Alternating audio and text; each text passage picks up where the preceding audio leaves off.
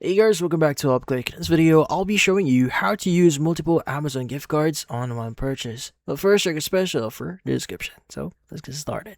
So if you're wondering, can you actually use multiple gift cards here inside Amazon for one purchase? Well, direct answer to that is yes, you can actually use that.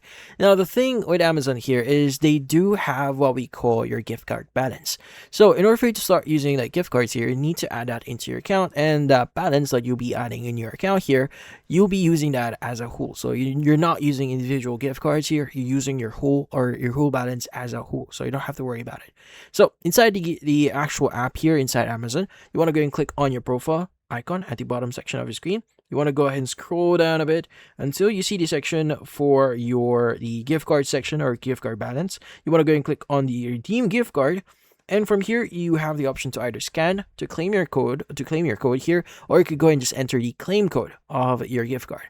Now, once you've entered the code or you scan the claim code here, you can go and click on apply to your balance, and typically that would be added into your account. Now, the good thing about this one is you could do this repeatedly until all the gift cards you have right now are claimed. So you have added all of them into your account, and they'll be added into your current balance.